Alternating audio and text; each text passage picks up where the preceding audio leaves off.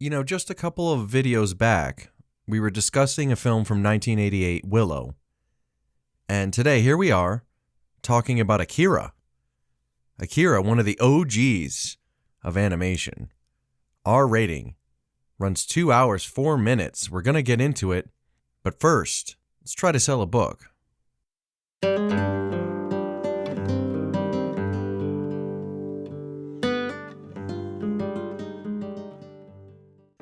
We're back. Okay, Akira is one of the first films that I reviewed for the channel in the different format. I had since deleted it, but I still have my notes.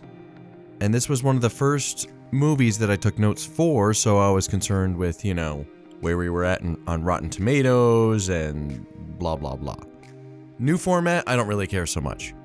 As a matter of fact, I just like getting through it. So basically, what I'm going to do is I'm going to let you know how I felt about the film. I had been watching Akira since I was about 13, 14 years old. I didn't catch it right when it came out.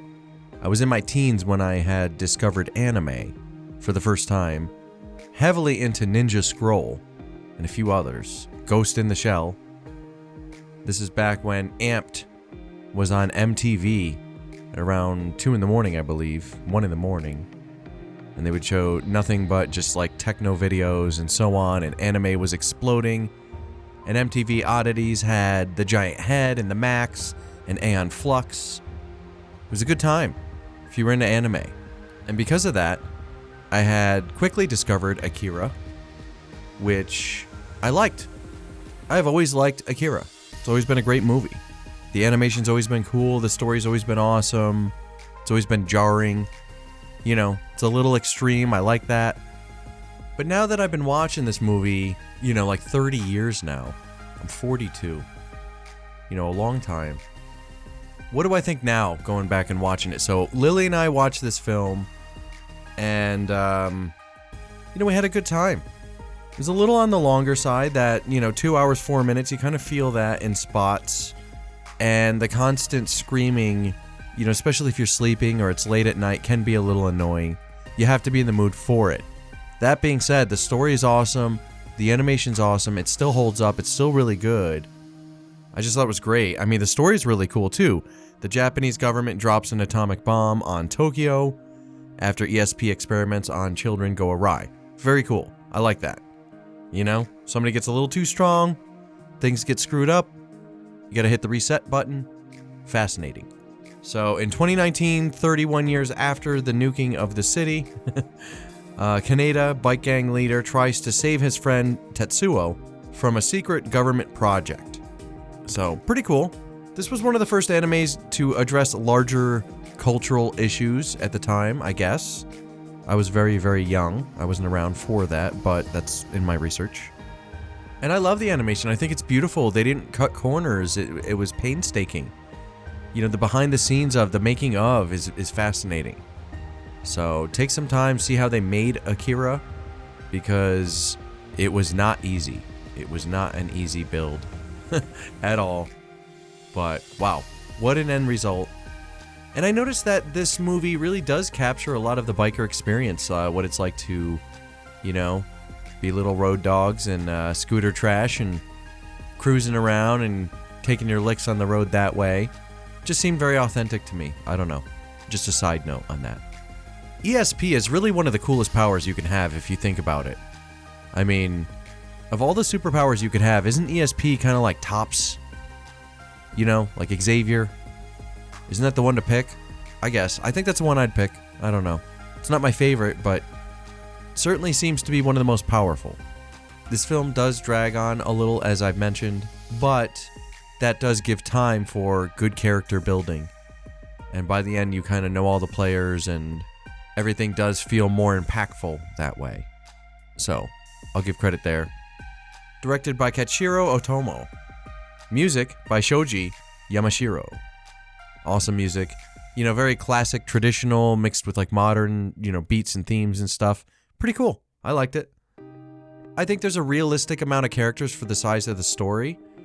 I think anymore it would have gotten cluttered, but there's certainly plenty of characters to pass the baton to as the action moves forward and we get closer to the climax of the story.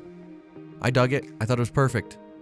Yeah, and they find like ingenious ways to depict Tetsuo, obtaining powers and how they're affecting him.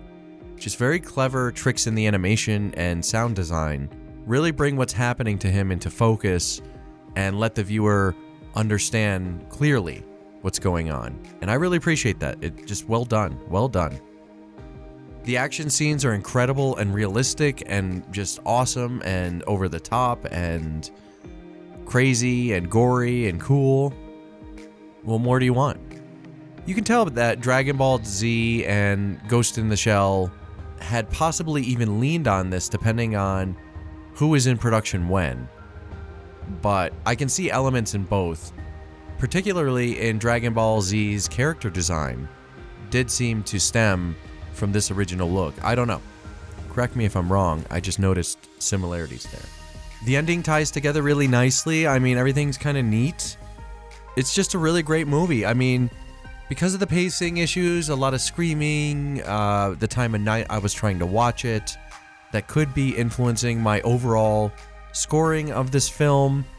That being said, if pressed to a wall and forced to give a numeric score for this film, I would have to give it an 8.5 out of 10.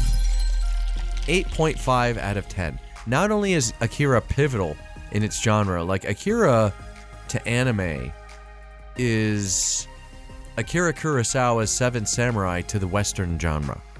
I mean, Akira just launched everything in America, as to my understanding. I could be wrong, but I just remember this being like a major flagship title and really important piece of anime. If you're a fan of the genre and you haven't seen Akira yet, you're doing yourself a disservice. I mean, it's just one of those films that's going to be quoted and, cited and forever. Forever and ever and ever. People are going to be talking about Akira forever. It is a forever film. So, for that reason, and that reason alone, you should watch it. That being said, you're probably in for a good time. I think it's a solid movie. It's just cool. It's just got a cool edge and grit and attitude to it. The animation style is a lost, dead art. We can all tip our caps to this film and what it opened the doors to, what came after it. Everything came after this movie. So, to my understanding, there may have been films that came first and or were just as pivotal in the development of the genre. That being said, for me, my journey kind of started with Akira. I mean, it started with Ninja Scroll, and then I backtracked to Akira. But it didn't take long for me to find Akira. I mean, I was 2-3 months in, I think. So I saw Akira right away. As soon as I found anime, I found Akira, as it should be.